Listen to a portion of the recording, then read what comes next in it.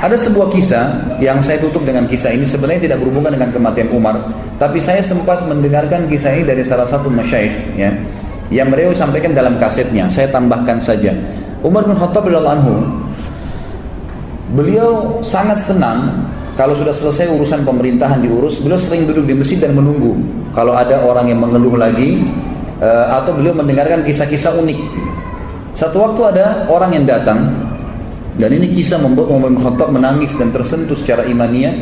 Dan ini juga syekh yang menyampaikan sampai menangis. Saya lihat cuplikan itu, beliau menangis mendengar kisah ini sambil berdoa kepada Allah seperti doanya laki-laki yang akan diceritakan dalam kisah ini. Umar bin Khattab sering kali duduk atau menunggu orang, lalu kemudian dia punya seseorang yang selalu mendampingi dia. Ini tidak disebutkan dalam kisah ini siapa dia. Biasanya Uthman bin Affan atau Abdurrahman bin Auf atau Abdullah bin Abbas. Tiga sahabat ini sering mendampingi Umar radhiyallahu anhu di samping kanan atau kirinya. Lalu masuklah dua orang dalam masjid waktu itu, kembar, persis sama, bajunya sama, ya, semua penampilannya sama, rambutnya, alisnya, kulitnya, tinggi badannya, paras wajah, postur tubuh sama semua, nggak ada bedanya, seperti orang kembar gitu. Tapi kembarnya ini luar biasa uniknya gitu, semua sama. Lalu Umar bertanya kepada orang di sebelahnya, siapa orang ini, dua orang ini? Yang di sebelahnya bilang kepada Umar, itu Amir Mukminin, ayah sama anaknya. Umar kaget. Umar mengatakan, ayah sama anaknya, seperti seakan-akan saudara kembar. Jadi hampir sama, rambutnya sama-sama, dia masih hitam, masih muda rambutnya si ayah ini gitu. Kondisi fisiknya masih sama dengan anaknya. Lalu Umar yang angkat suara mengatakan, ajaban ma ra'aitul yaum, sungguh mengagumkan apa yang saya lihat hari ini. Lalu mengarahkan pandangan beliau ke ayahnya si anak tadi yang anda jalan di depan. Lalu ayahnya mengatakan, wahai Amir Mukminin, kalau anda mendengar kisah anak saya ini, dia lahir dari rahim ibunya sementara ibunya di kuburan, anda lebih kaget. Kata Umar, anak ini lahir di kuburan dari ibunya yang sudah mati? Kata ayahnya, iya Amir Mukminin, begini ceritanya. Umar bilang, ceritakan saya rahimakallah, semoga Allah merahmatimu. Dia bilang, begini cerita Amir Mukminin, saya waktu ibunya anak ini masih hidup di Madinah, masyarakat Madinah, orang-orang dari Ansar ini. Dia bilang, saya waktu ibunya masih hidup anak ini, sempat waktu hamil pertama, anaknya cuma satu, lagi hamil 3 bulan, ya, saya kemudian punya hajat, ingin keluar dari kota Madinah, ingin pergi. Dan zaman dulu orang kalau mengadakan perjalanan jemaah sekalian itu menganggap dirinya sudah bisa kembali, bisa enggak. Karena kalau perjalanan bisa dirampok tengah jalan, bisa mati, bisa enggak kembali. Sekarang masih ada, mungkin bisa beli tiket pulang pergi, atau kalau meninggal ada informasi yang sampai ke keluarganya. Zaman dulu enggak.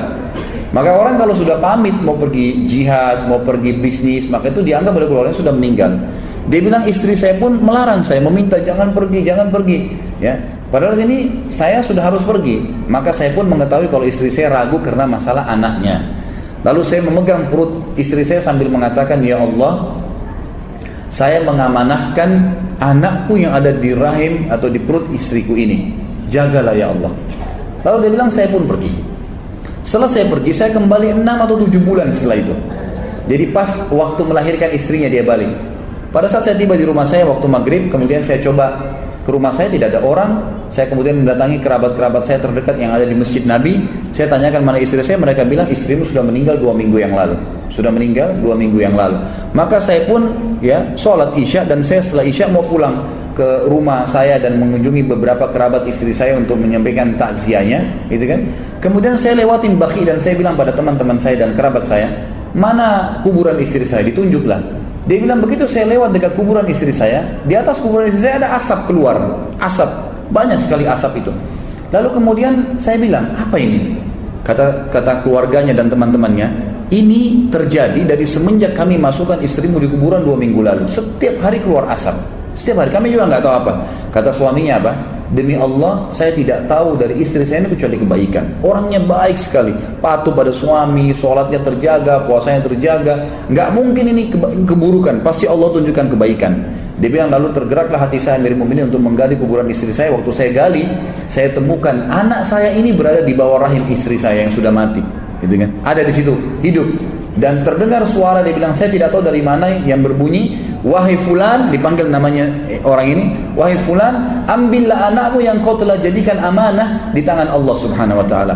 Sampai Amir Mukminin menangis, Umar dan orang ini menangis sambil berkata, wahai Amir Mukminin, demi Allah, saya sangat yakin kalau seandainya waktu itu saya juga memegang pundak istri saya dan saya katakan, ya Allah, saya amanahkan istri saya pegang tembok rumah saya dan saya katakan saya amanahkan tembok rumah ini, ya Allah, maka saya yakin istri saya masih Allah panjangkan umurnya. Tapi ya Amir Mukminin, saya cuma mendoakan anak saya dan inilah anak saya yang Anda anggap unik tadi itu. Maka ini pelajaran juga besar. Bagaimana kita bisa ambil bahwasanya orang melibatkan Allah Azza wa Jalla dalam segala kehidupannya, gitu kan?